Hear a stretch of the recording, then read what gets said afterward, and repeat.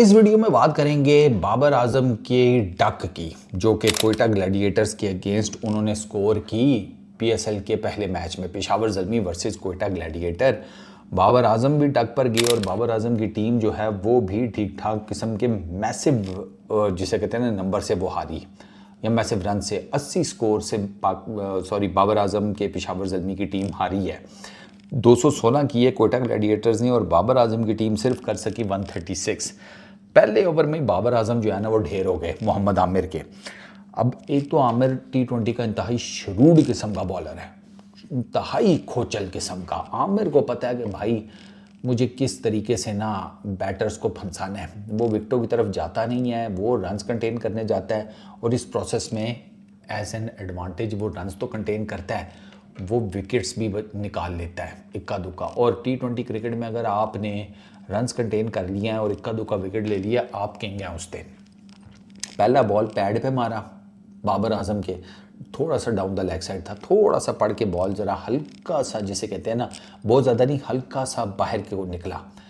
Middle की आप समझे लाइन थी, ऑफ और मिडल की तो मैं नहीं कहूँगा, मिडल की समझ लें। हल्का सा पड़ के अंदर आया, बाबर आजम के पैड पे गेंद लगा और पीछे कुसाल मेंडिस विकेट कीपर, उससे वो कलेक्ट भी नहीं हुआ, क्योंकि उसका जो रिएक्शन था इमीडिएटली वो ये लग रहा था कि शायद उसको ये फील हुआ कि गेंद लेग स्टम्प के ऊपर लगी है और बेल नहीं उड़ी। मुझे ऐसे लगता है उसके रिएक्शन को देख के, या शायद उसे लगा होगा कि LBW को एक क्लोज केस हो सकता था। ये दोनों चीज़ें हैं। पहली चीज़, ये जो पहला गेंद था ना, इसने थोड़ा सा बाबर को झंझोड़ा है, क्योंकि बॉल थोड़ा सा नीचे रहा। बाबर एक्सपेक्ट नहीं कर रहा था बॉल इतना नीचे रहना, और वो आपको पता है पहला गेंद ही ऐसा पड़ जाए, आपके पैड पे लगे, नीचे भी रह जाए, आपको अपनी लेग स्टम्प का भी सही करके पता ना हो, क्योंकि बाबर आजम की लेग स्टम्प से वाकई बड़ा क्लोजली वो बॉल गया था। थोड़ा सा अंदर की तरफ होता ना तो बाबर आजम की जो लेग स्टम्प है ना, उसका वो उसने जल पड़ना था।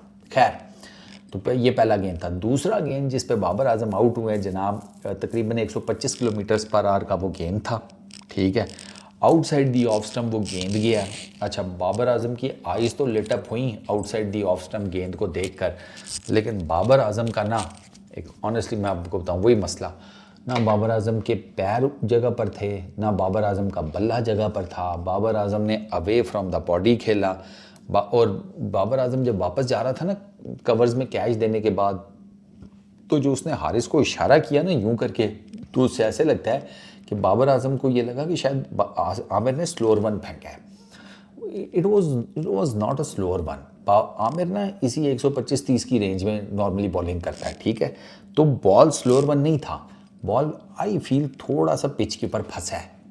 उसने वो वाली जो बाबर एक्सपेक्ट कर रहा था ना कि भाई गेंद थोड़ा तेज़ आएगा तो मैं प्रॉपरली, जिसे कहते हैं ना, अवे फ्रॉम द बॉडी भी अगर खेल जाऊं तो मेरा शॉट जो है वो कवर्स के परली तरफ से मैं, यानी कि उसके लेफ़्ट साइड से निकाल कर तो गैप में ले जाऊंगा। ये बहुत रिस्की शॉट था जो बाबर आजम ने एग्जीक्यूट करने की कोशिश की थी और बाबर आजम फेल हो गए।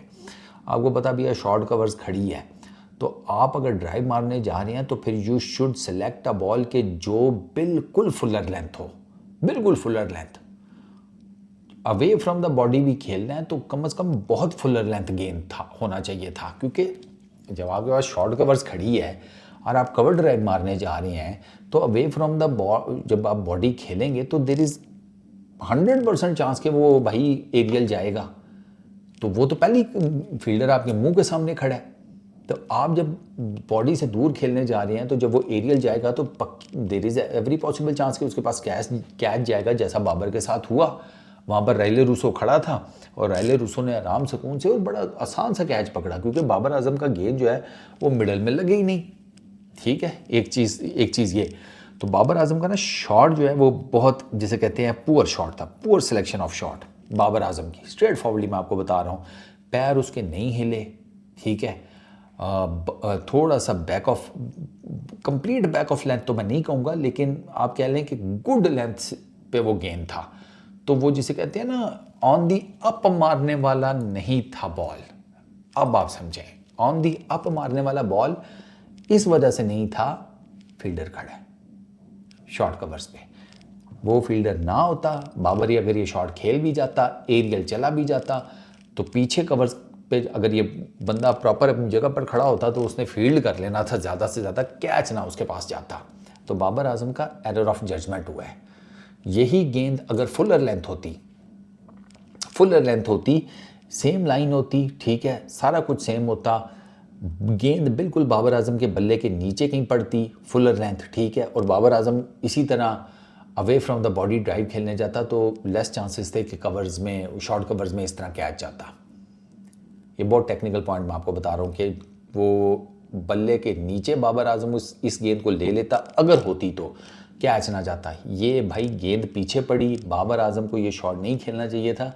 इस शॉट की या इस बॉल को ना ज़्यादा से ज़्यादा बाबर आजम तिरछा बल्ला करके डीप थर्ड मैन की तरफ खेल कर तो सिंगल निकाल लेता, ये बेस्ट शॉट थी। या इस गेंद को कट भी मारा जा सकता था, लेकिन जो बाबर आजम ने away from the body drive मारने की कोशिश की है वो तो इस गेंद के ऊपर बनता ही नहीं था।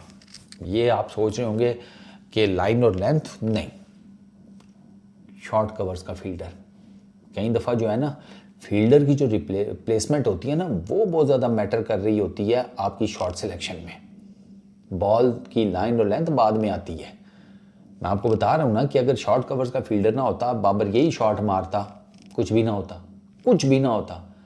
अगर गैप में चली जाती तो चौका हो जाता, ठीक है, वरना मोस्टली किसी फील्डर के हाथ में चली जाती गेंद, कवर्स वाले के ही हाथ में चली जाती, ठीक है ना। वो अगर 30 यार्ड की लाइन पे खड़ा होता, दायरे की लाइन के ऊपर, अब वो आगे खड़ा था, बाबर ने गंदी शॉट मारी, ठीक है, और बाबर आजम को पकड़ लिया मोहम्मद आमिर ने। और मोहम्मद आमिर इसी तरीके से पकड़ता है, वो जिसे कहते हैं, उसने पहला गेंद अंदर की तरफ लेकर आया, दूसरा बाहर निकाला। मुझे लग रहा है बाबर आजम एक्सपेक्ट कर रहा था कि ये फिर अंदर लेकर आएगा, क्योंकि मोहम्मद आमिर नया गेंद अंदर लेकर आता है।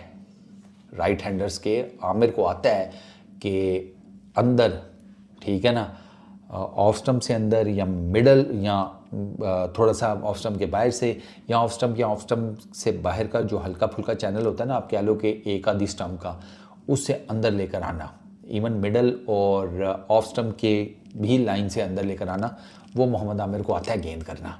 तो बाबर मुझे लगता है कि एक्सपेक्ट कर रहा था ये मुझे अंदर लेकर आएगा, बॉल ऑफ स्टंप से शायद अंदर लेकर आएगा। इसी वजह से बाबर आजम का जो फ्रंट फुट है ना, वो उस लाइन को कवर करने के चक्करों में था, वो गेंद अंदर आया नहीं, वो गेंद पड़ के निकला बाहर। और बाबर आजम चूँकि आजकल फॉर्म में हैं कोई नहीं, तो दिमाग में उस तरह की कैलकुलेशंस चल नहीं रही जिस तरह की एक प्रॉपर इनफॉर्म बैटर की चल रही होती हैं। तो फिर बाबर आजम से हो गया कांड, टेक्निकली या पुअर शॉट, जो कि कॉस्ट की उनकी टीम को, और बाबर आजम के अपने भी घोड़े लग गए और उनकी टीम के भी। 80 रन से मैच आ रहे हैं, कोटा ग्लैडिएटर्स का नेट रन रेट 4 पर पहुंचा दिए, वो 4 के नेट रन रेट के ऊपर बैठे हुए हैं। आप अंदाज़ा करें अब वो कितने बुरे हारेंगे, तो वो कहीं नीचे आएगा, एक के ऊपर या एक से नीचे, या 1 पॉइंट समथिंग। इतना बड़ा मैच पड़ा है बाबर आजम और उनकी टीम को। फिर गल हुई है, खाओ दम पुख्त बकरे चावल, बुलाओ लोगों को, आओ रोटी खाओ। आमिर ने भी पता नहीं किसको इशारा कर रहा था बाबर आजम को आउट करने के बाद, ये पेज है थोड़े, वो क्या उसको कहते हैं, देसी बकरे की राने और चावल। इस वीडियो में इतनी, अपना बहुत ख्याल रखना, नेक्स्ट वीडियो में मुलाकात होगी, पीस आउट।